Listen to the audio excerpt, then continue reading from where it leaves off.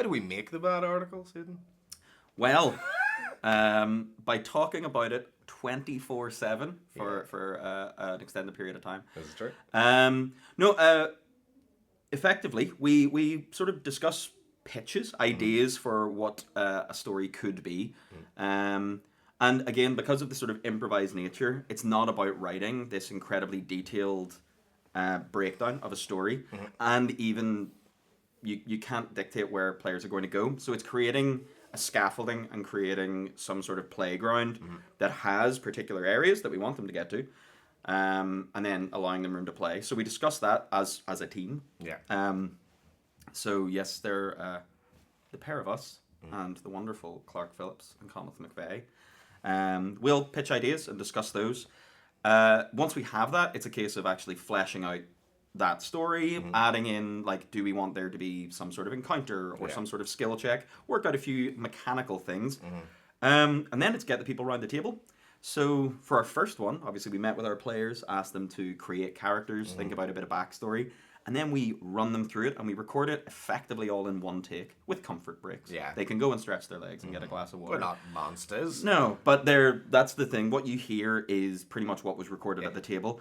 But then the magic happens, all of the fun stuff, where the unbelievably talented Clark Phillips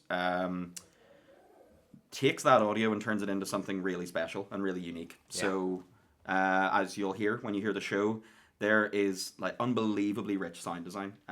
So we want it to be more than just recorded audio, and Clark's able to bring it there. He takes you to the locations. You'll hear sound effects. You'll hear atmospherics. You'll hear original compositions. There's bespoke original music.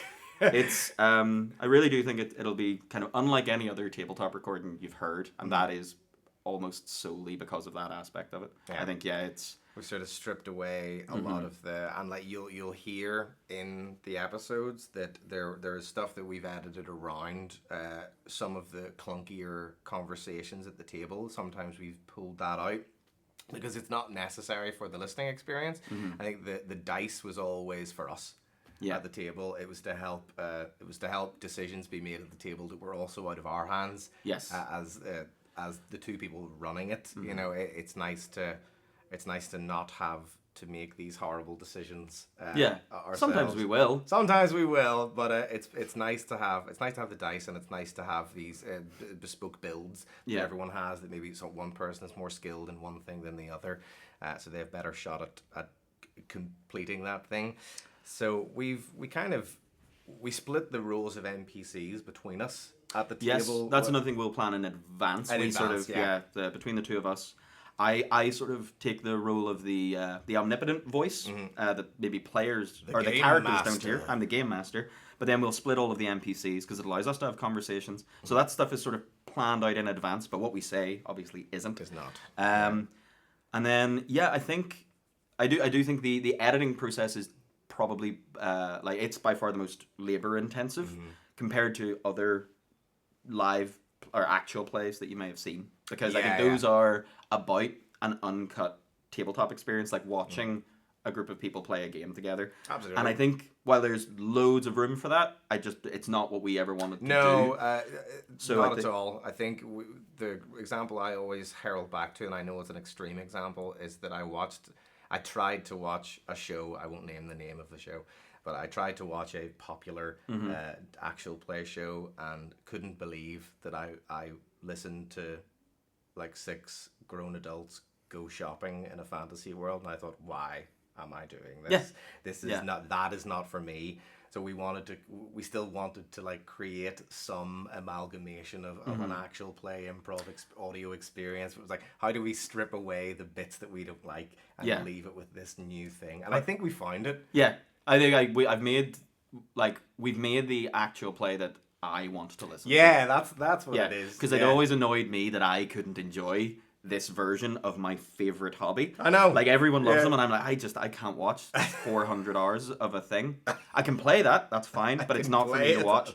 So I think we wanted this, distilled... To be honest, it's kind of like trying to create a recorded version of the theater of the mind thing that happens to a player. Yeah. Like, we want it to sound like what's going on in the player's head, not what's happening at the table.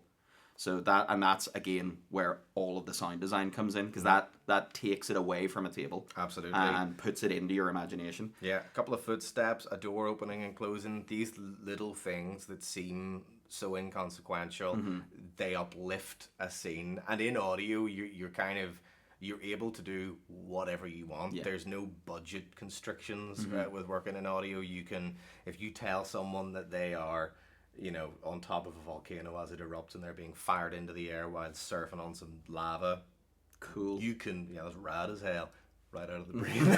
Just came up with that.